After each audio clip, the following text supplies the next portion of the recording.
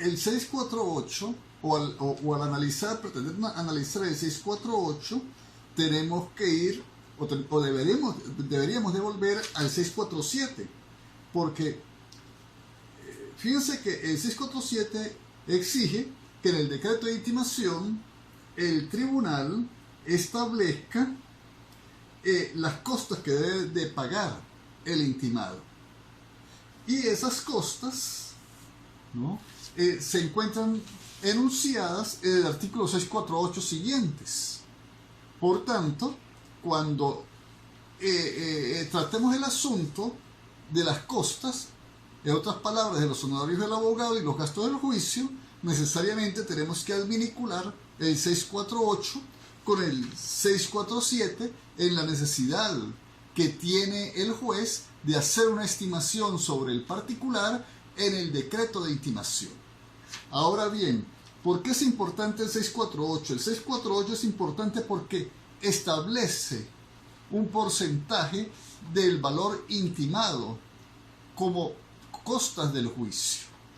El juez calculará prudencialmente las costas que debe pagar el intimado, pero no podrá acordar en concepto de honorarios del abogado del demandante una cantidad que exceda del 25% del valor de la demanda. Si ustedes observan o analizan con detenimiento la norma, no es que el juez nos va a acordar en todos los procedimientos un 25% del valor de la demanda por concepto de honorarios profesionales de abogado. El juez va a estimar un porcentaje por concepto de costo, supongo por concepto de costo del juicio, y por separado los honorarios del abogado.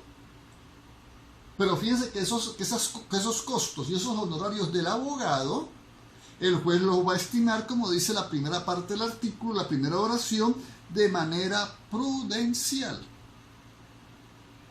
Porque si fuera así, por una demanda de 5.000 millones de bolívares, perfectamente entonces el juez establecería en el decreto de intimación costas por 1.250 millones de bolívares, lo que realmente sería un exceso, si ustedes se pueden analizar. Especialmente porque ese decreto de intimación es susceptible de convertirse en sentencia ejecutoriada.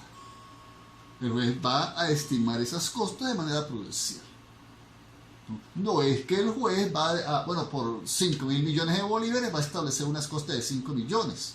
Pero, es decir, no parece lógico, no parece inteligente que por redactar un escrito de intimación y ante la omisión del intimado, entonces se causen unos honorarios de abogado de un monto tan elevado. El artículo 649 y el 650 establece el procedimiento de hacer la intimación. Prácticamente es el mismo del procedimiento ordinario. Incluso alude la norma del 649 al artículo 218. Y el 650 establece o regula cómo se va a hacer esa intimación caso de que el alguacil no pueda intimar personalmente al demandado, con la advertencia que, a diferencia del procedimiento ordinario, los carteles a ser publicados en la prensa lo serán una vez por semana en el periodo de un mes. Sí, durante 30 días, ¿no? Y como en el caso ordinario, de no presentarse en los 10 días siguientes de la publicación del último cartel, el intimado, entonces le nombrará su defensor judicial. Cuando analizábamos el 647, señalábamos que el juez le indica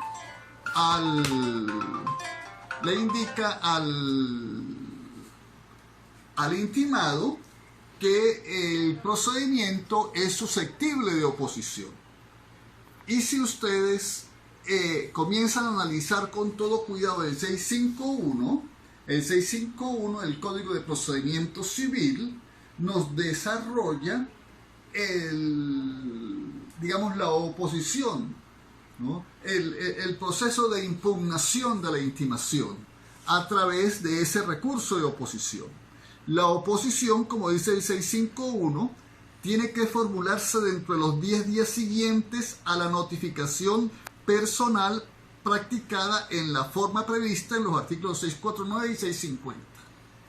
En otras palabras, el intimado tiene 10 días, ¿no? En el caso particular, 10 días de despacho, que se computan desde que conste la intimación de este o desde que haya sido intimado en la persona del defensor judicial, ¿no? El intimado deberá formular su oposición dentro de los 10 días siguientes a su notificación personal practicada en la forma prevista en el artículo 649 o en el 650 y se hizo por carteles, a cualquier hora de las fijadas en la tablilla en los lapsos o conforme al artículo 192. Ahora bien, esa intimación, esa oposición, no se les olvide que tiene la característica que hace algunos momentos les mencioné. El 652 me dice que formulada la oposición en tiempo oportuno, no cuando nosotros querramos. Recuerden que el lunes les decía que los abogados debíamos de tener la prudencia, la decencia, la honorabilidad de saber tratar el personal de los tribunales. Eso nos enaltece. Esta es gente muy luchadora, muy bregadora, que tiene hoy por hoy muchas limitaciones, pero que se sacrifica por nosotros, porque ellos son los que llevan adelante internamente la administración de los procedimientos. Entonces nosotros tenemos que respetar a esos compañeros de trabajo. Tenemos que considerarlos, independientemente que sean o no sean abogados. Eso no les da ni les quita nada a ese nivel de escribientes, de alguaciles, en fin. Es gente igual que nosotros, con muchas necesidades, con mucha esperanza, son nuestros hermanos en nuestro Señor Jesucristo.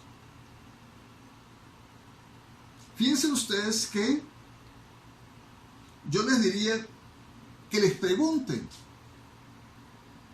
Eso es respetarlos, eso es considerarlos, porque ellos mejor que nosotros conocen el funcionamiento del tribunal. Y ahí me dan 10 días de despacho para hacer la oposición.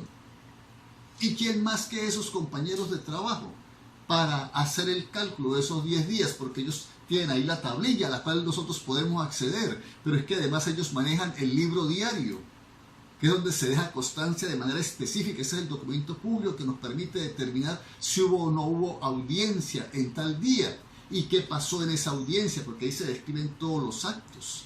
Incluso ellos aparte llevan un libro en el cual dejan constancia de las audiencias transcurridas en cada expediente. Entonces, ¿por qué no ir con respeto y preguntarles a ellos cuántos días han transcurrido desde la intimación de fulano de tal en este expediente? Y ellos nos van a decir, doctor, 5 días, 6 días de despacho. Y a su vez nosotros pudiésemos preguntarles, bueno, entonces, si hoy viernes es el día 6º, estimamos que martes el 7º, porque el lunes no hay despacho debido a las elecciones del domingo, entonces martes el 7º, miércoles el 8º, jueves el 9º, viernes el 10º. De hoy en 8 sería el último día de los 10, lo que querría decir que hasta el próximo viernes a las 2 de la tarde o antes de las 2 de la tarde yo tengo oportunidad para hacer la oposición, ¿no? Formulada la oposición en tiempo oportuno, pero es que no la puedo hacer cuando me dé la gana. Perdónenme la expresión, la tengo que hacer en los 10 días, los 10 días de despacho que se computan como ya les comenté, ¿no? El intimado o el defensor harán la oposición y al hacerse la oposición se produce un efecto demoledor para el decreto de intimación. El decreto de intimación queda sin efecto según el Código de Procedimiento Civil, según el artículo 652 del Código de Procedimiento Civil, y ya no podrá ejecutarse. Eso sí, las medidas cautelares se mantienen, permanecen. La demanda entonces tendrá que contestarse en los 5 días siguientes, agotados aquellos 10 días, y de ahí en adelante el procedimiento se va a tramitar por la vía del procedimiento ordinario. Eso es todo en materia de oposición, en materia de intimación. Vamos ahora a proceder al procedimiento de ejecución de hipoteca. Como les decía, vamos a comenzar con el procedimiento de ejecución de hipoteca. Pero antes de examinar lo establecido en el Código de Procedimiento, quisiera referirles algunas normas del Código Civil, que es el cuerpo normativo que contiene, la tipificación y desarrollo sustantivo del contrato de hipoteca. El contrato de hipoteca o la hipoteca de por sí es un privilegio.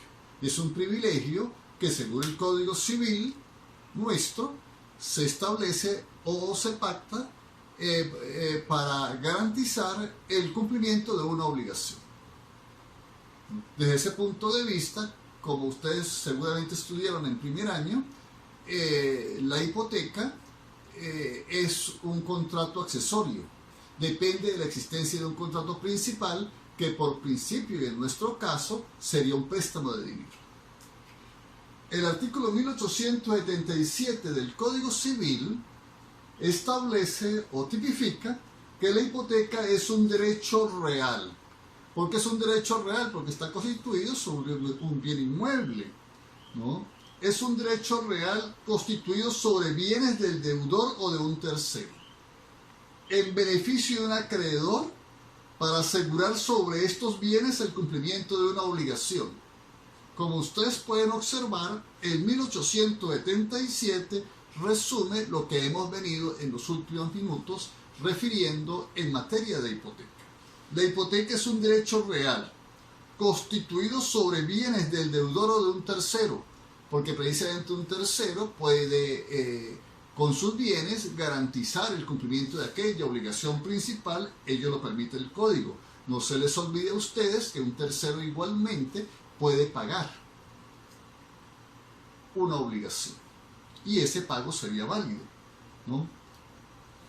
Ese derecho real se constituye en beneficio del acreedor para asegurar sobre estos bienes el cumplimiento de una obligación, en otras palabras, del pago. La hipoteca es indivisible y subsiste toda ella sobre todos los bienes hipotecados, sobre cada uno de ellos y sobre cada parte de cualquiera de los mismos bienes. Imagínense ustedes que sobre esta casa constituimos una hipoteca por, 2.000 millones de bolívares. No porque yo abone el crédito 1.500 millones y queden tan solo 500 millones de deuda, la hipoteca se fracciona. La casa sigue hipotecada para asegurar el pago de esos 500 millones por el todo, no por una parte. A eso es a lo que se refiere esta parte del artículo 1877. La hipoteca está adherida a los bienes y va con ellos, cualquiera que sean las manos a que pase. Cuando leemos la parte final del artículo 1877, que la hipoteca está adherida a los bienes y va con ellos cualquiera que sean las manos a que pasen, tenemos que entender que la cosa hipotecada puede ser enajenada por el deudor hipotecario, ¿no? Y pasa al nuevo adquirente con el gravamen. Esto es por el hecho de que el deudor hipotecario disponga a través, por ejemplo, de un contrato de compraventa del bien hipotecado, no por ello la hipoteca se extingue. Esa no es una forma de extinción de la hipoteca. El nuevo comprador adquiere la cosa con el gravamen y el acreedor hipotecario no queda limitado en forma alguna para caso de incumplimiento del pago que garantiza la hipoteca. En esa circunstancia o en esa nueva condición, proceder a ejecutar judicialmente la hipoteca, sin que la existencia de un nuevo adquirente sea óbice para impedir esa ejecución. De lo que sí quisiera en este momento en que leemos el artículo 1877 dejar constancia, porque es una norma de carácter procedimental que ustedes deben de tener presente de aquí en adelante hasta el último día que ejerzan su profesión, porque hasta ese último día es posible que ustedes propongan un procedimiento de ejecución de hipoteca. Es el artículo 1911. Este artículo 1911 debemos de adminicularlo con el 1877, especialmente con su parte final. ¿Qué dice el 1911? La cosa hipotecada que se vende en remate judicial, fíjense bien, se interpuso el procedimiento de ejecución de hipoteca. Como vamos a ver más adelante, no se pagó.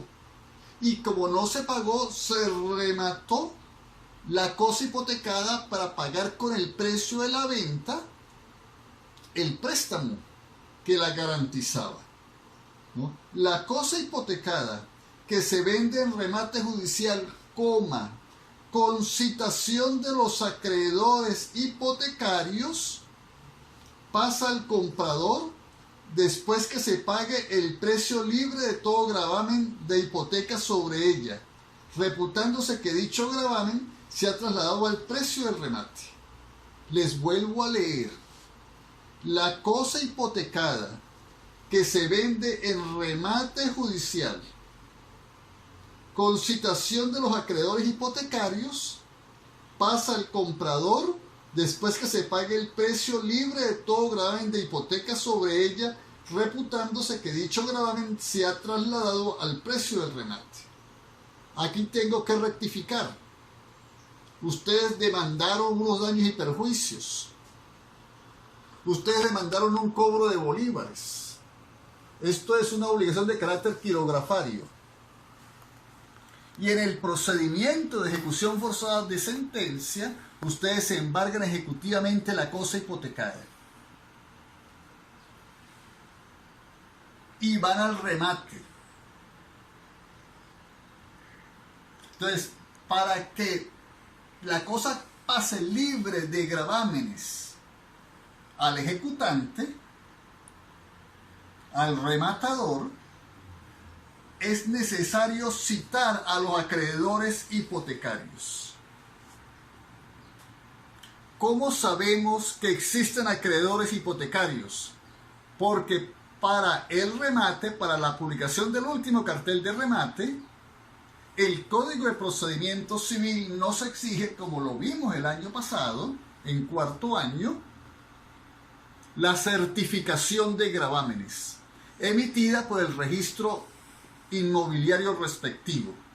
Y en esa certificación de gravámenes están los acreedores hipotecarios. Entonces a esos acreedores hipotecarios hay que citar en ese procedimiento de ejecución para que la cosa pueda pasar libre de gravámenes al comprador y la hipoteca, el gravamen, como dice la norma, pase al precio que se pagó por la cosa, ¿no? Reputándose que dicho gravamen se ha trasladado, como dice la norma, al precio del remate. La venta, el remate judicial, no hace fenecer la acción reivindicatoria que tenga un tercero sobre la cosa que se remató, en el concepto de pertenecer dicha cosa en dominio al deudor.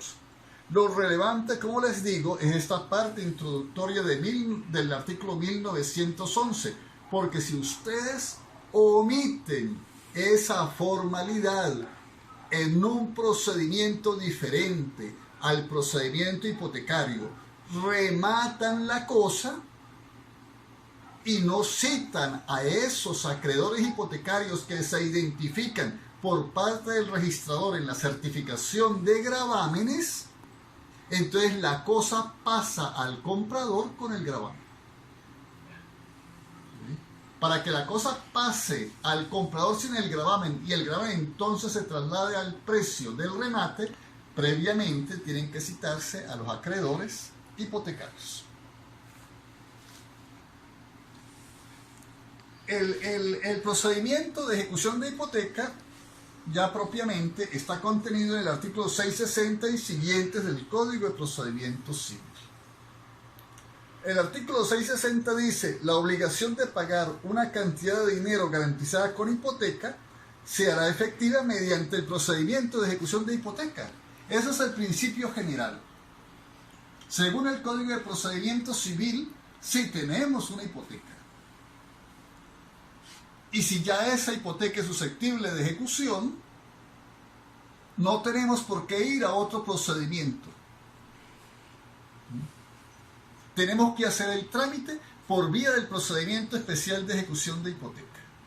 Con la particularidad, recordarán ustedes la clase de la semana pasada, que si existe algún defecto, existe alguna omisión en el documento público donde se suscribió el préstamo y se garantizó con la hipoteca que no lo haga susceptible de este procedimiento, entonces se podrá ir a la vía ejecutiva.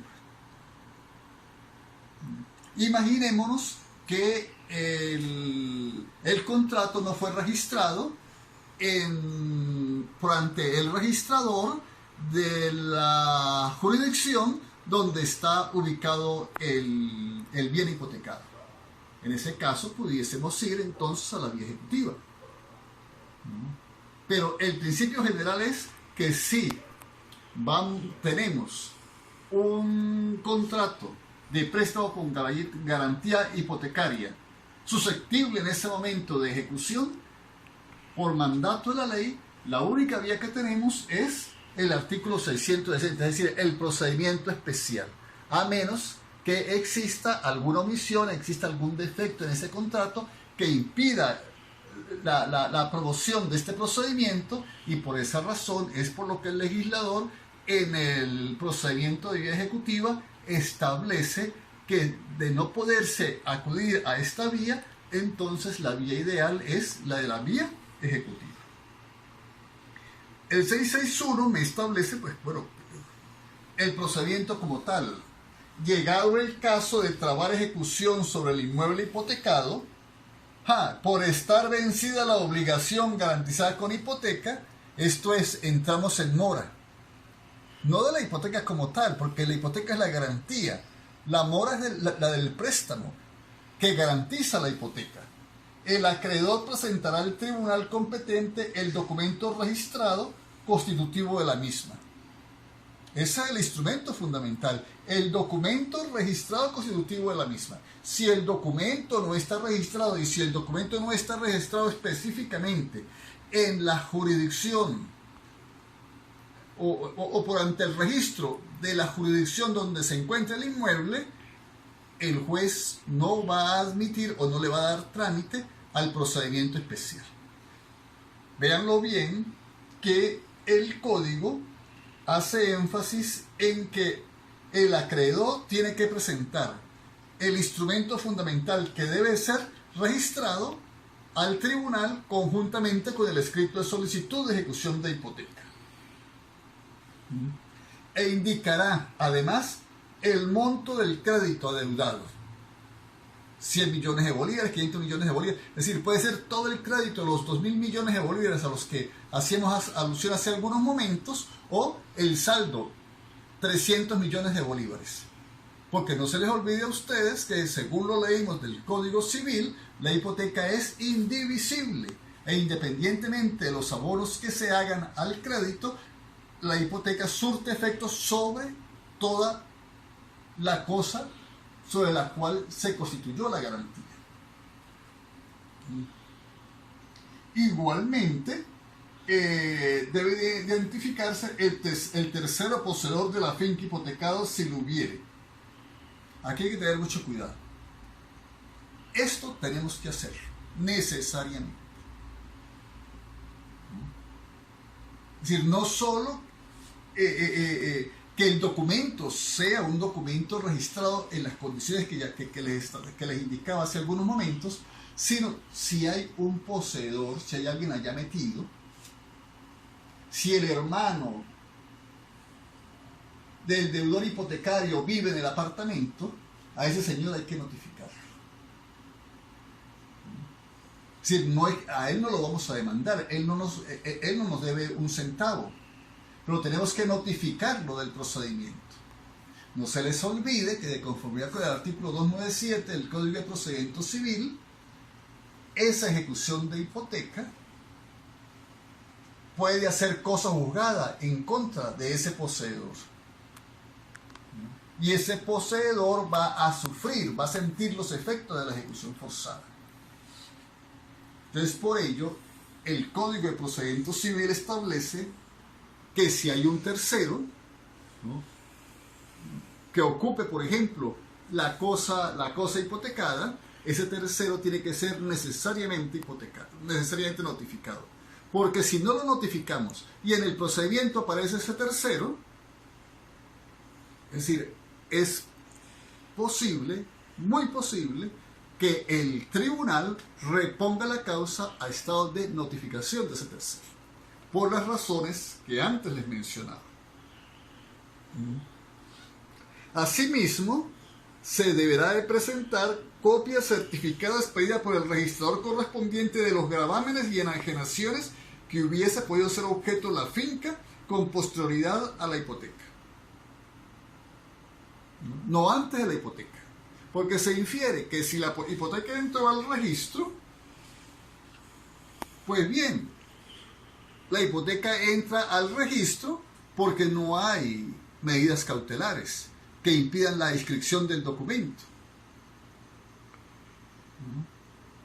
Pero sí es importante conocer, que el tribunal conozca qué medidas pudieron haber afectado la cosa con posterioridad a la suscripción en el registro del contrato de hipoteca.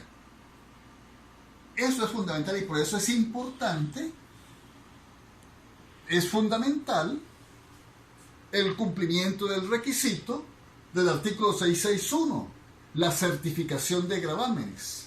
Pero es que además en esa certificación de gravámenes tiene que indicarse si se han realizado con posterioridad a aquella fecha compraventas.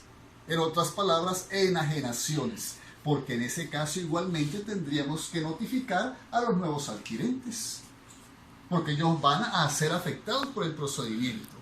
Y como les mencionaba hace algunos momentos, según el 297, la sentencia que se va a dictar en ese procedimiento especial va a surtir de manera directa efectos sobre su patrimonio. El juez podrá excluir de la solicitud de ejecución los accesorios que no estuvieran expresamente cubiertos con la hipoteca y examinará cuidadosamente si están llenos los extremos siguientes. Esto es, vamos a ejecutar la cosa sobre la base de la deuda que deriva del texto mismo del contrato. Sí, y vamos a ejecutar los conceptos pactados en el contrato. No podemos traer otros conceptos, porque el juez, en el ejercicio de su potestad, no se les olvide que es un procedimiento ordinario, excluirá esos conceptos. Y además, el juez verificará si el documento hipotecario está registrado, como tantas veces les he dicho, en la jurisdicción donde está situado el inmueble. Porque si la casa está cita en Rubio, pero el registro se hizo aquí en San Cristóbal, el juez no le va a dar trámite al procedimiento de ejecución. Está claro, y así se deriva del contenido del numeral 1 del artículo 661. Igualmente tiene que verificar al juez